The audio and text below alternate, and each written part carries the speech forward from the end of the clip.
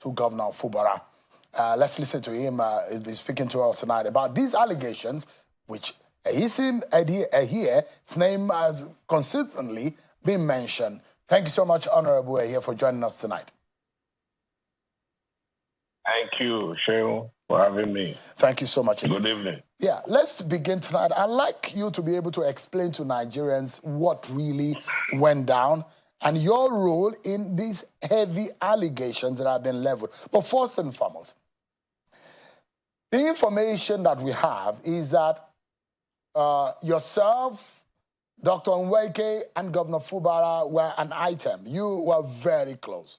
He's very close. He knows the ins and outs in the government house and the runnings of government.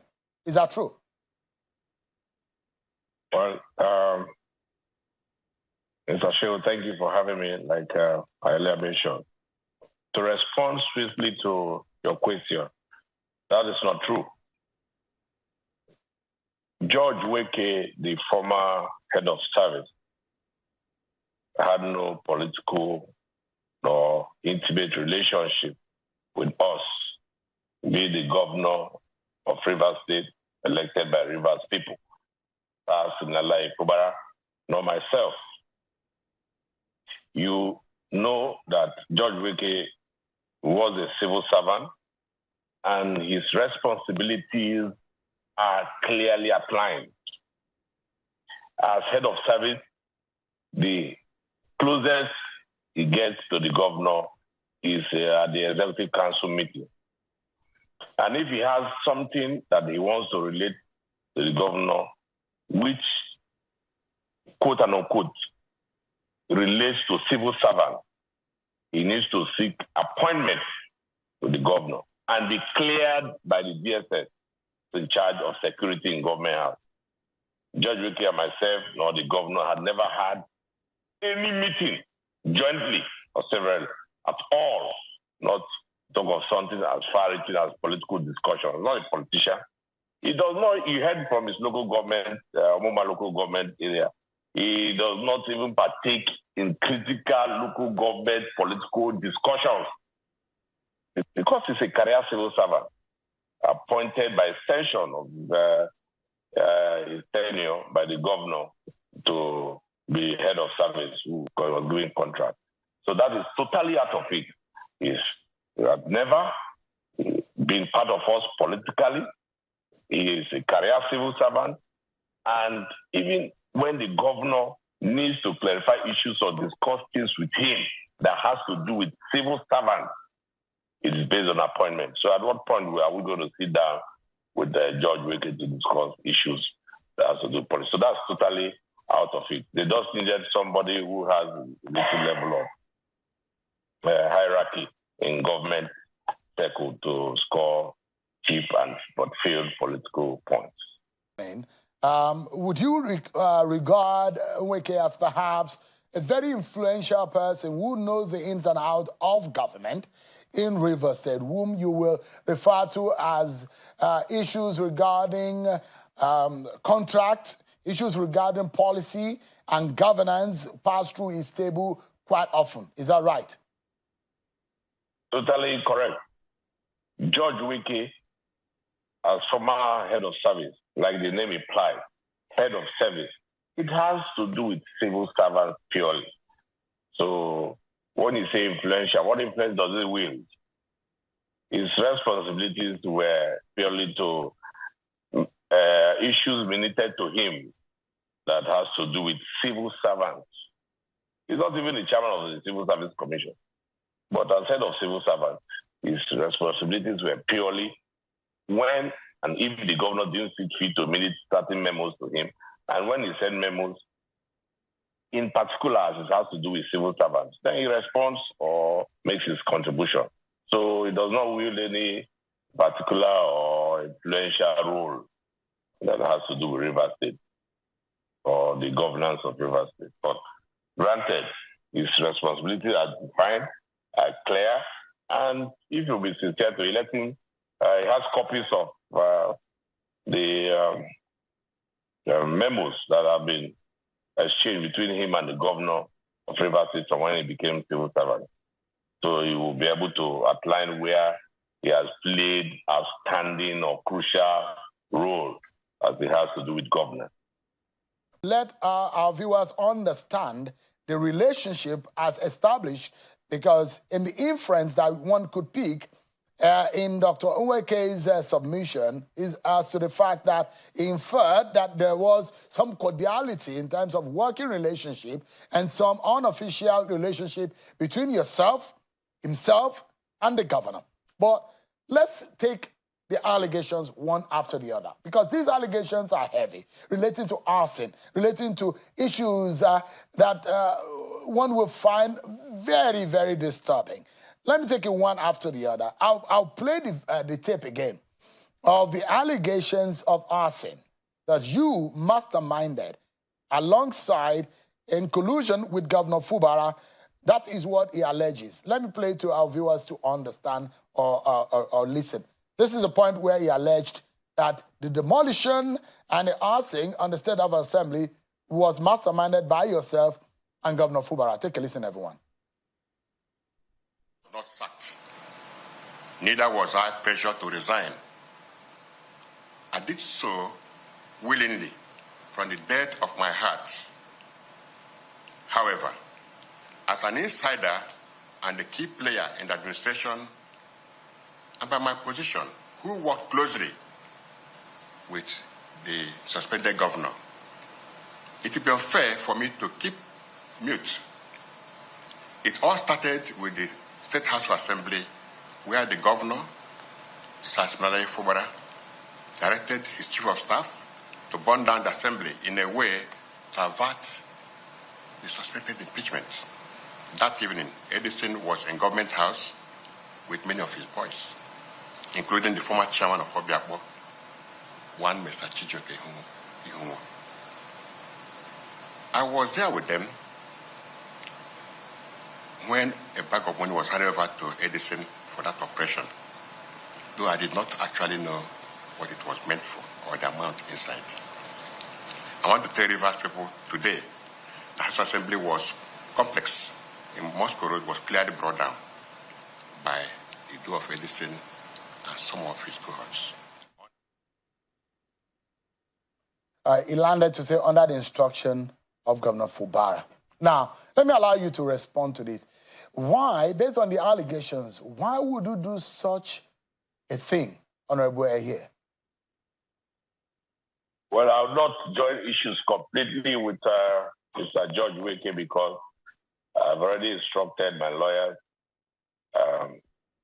to file issues of criminal libel against George Nweke, and I hope he's very prepared to come and substantiate this claim and these allegations, if it were. But just to buttress a little light, because we're in the process of making peace, and Mr. President has already intervened, the father of the nation, who we respect very much. And mind you, this interview, I'm not holding brief for my principal, the governor of Rivers State, elected by Rivers people.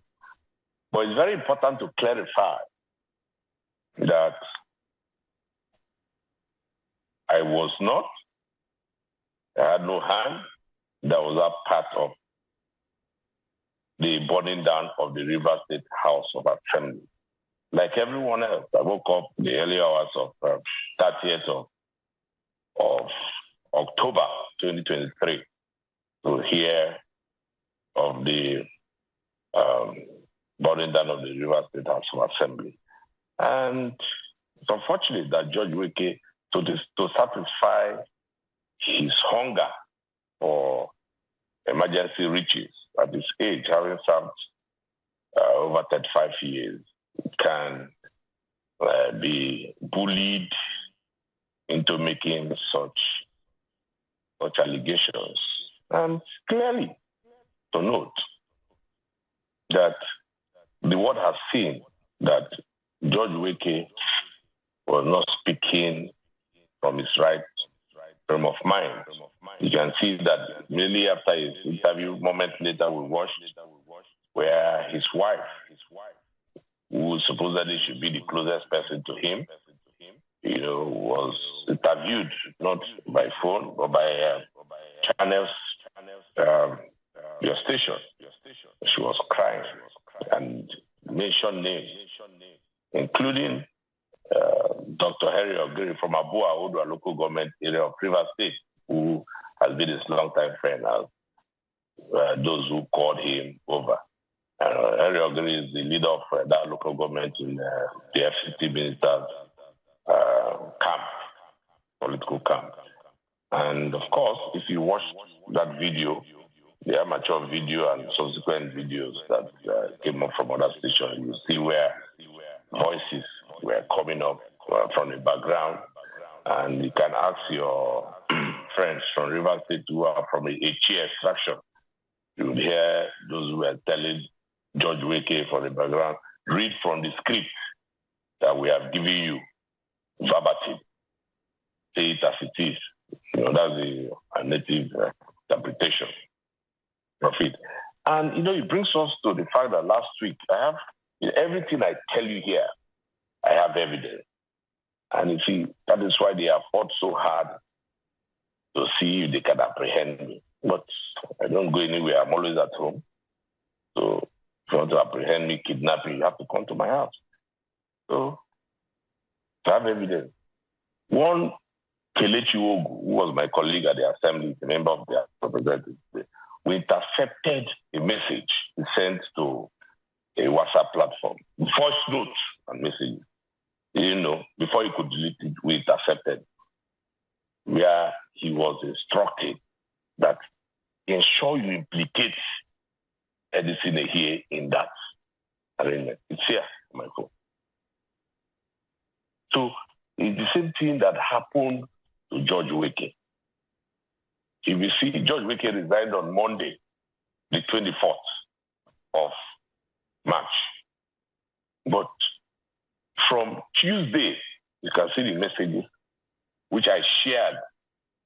This is my phone, you can see the messages I shared, where George Nweke was appealing that he should not be abandoned, that he has resigned because of his conscience. This is his phone number. This is George Nweke's phone number. This is his phone number, George Nweke. Please send this message to. Where he said, yes, he sent it by. So if we go, when it gets to the time where we need to sit down in this criminal libel, he cannot deny, because this is this registered phone number known and got. Send it to. Everybody has it. Who did he send it to? This is it. He sent to me. What was he This saying? Is his phone. So was he pleading for something, or what exactly is the content? He was appealing that the governor should give him money, that in fact he's packing out for the official residence. He doesn't have a house within town to live. He doesn't have money, and that he should not be abandoned. Look at it. Now, yesterday, he deleted some, not knowing that I had already munched the message which I shared online. So let me understand this timeline, Honorable. So he resigned on Monday. When was it that he sent this message? He resigned on Monday. On Monday, he resigned. From that Monday, he started sending messages. See, tell me when to see you tomorrow. I sincerely want to see you. I have some smart and actionable ideas we need to work on to regule the hands of these vandals of our state. This is for George Nweke. So when this happened, I have printed these messages and they have been certified. Now, because these people, they can do anything to frustrate you. Now, what do you think was going on? If I send this message to you, perhaps you are thinking that it's trying to reach out to the governor and be on the side of the governor. So what happened so rapidly between Monday and Friday that it came out alleging raising all of those claims? The problem is that of contentment. How much did the governor give him? How much did the governor give him after that Monday? George Nweke is not a contented man. So he just feels that, I have left this position. What will I be doing now? Who will help me? How will I survive? You see where he told me that his basic salary was less than 500,000. So that's why Nigerians are asking, how did you lodge in Transcorp? It's a very clear thing. You see where immediately that same day, his picture emerged with Kelechi Wogu, all of them. Because it is obvious that these are people who... How much, Honorable, how much did the governor give him after that Monday? The governor wouldn't have given him money because he resigned according to his messages and what he told everybody. He resigned voluntarily, that he couldn't serve in a government that Governor Siminala Fubara was not the governor. But because he was complaining of hunger, rising from the fact that he was not contented, he had to reach out, and they reached out to him. He betrayed his conscience. He betrayed his family. He betrayed his children. Did the governor respond to him at all? Or is it because the governor did not respond to him, that is why he switched side? Well, I've told you that the summary is about contented. He was not contented. He felt that he needed to own the world. This is the problem. So when they reach out to you and you prove him with Honorable Ehie, it is only the speaker that has access to the River State House of Assembly Amawule, after working hours. What exactly are you alleging? That Honorable Amawule should be asked a question? Is that what you're saying? Yes, because he was the speaker after that. He was the one and the only one who has access, whether in the wee hours, not to talk of a weekend. Once it is over 6 p.m., there is only one person who, for emergency, can access the River State Assembly complex. It is the speaker, being the presiding officer, the deputy speaker. And it is there. Let me ask, you're a lawyer, and you perhaps understand the implication when there is a judicial notice of a matter. The issue as relating to demolition of the House of Assembly had been mentioned by the Supreme Court. So there is a judicial notice, and it is being perceived that act was under the supervision, or it was done with the knowledge of Governor Fubara. As a lawyer, what is the implication of that? And the president also mentioned it. Well, as a lawyer, with the greatest respect to our noble profession, I will not join issues with the Supreme Court. But I'm trying to give you the elementary part of what happened during this season. Do not forget that the former governor, being the LCT minister today, while inaugurating or commissioning the current residence of the speaker in the Ninth Assembly, mentioned his life there. I will send you the video. That the House of Assembly complex has become inhabitable. It has no longer become conducive to work and do business as members of the Assembly. So, what happened after then? It was even an appeal from members of the Assembly, staff of the Assembly, that this place is no longer conducive for us to do the business of lawmaking.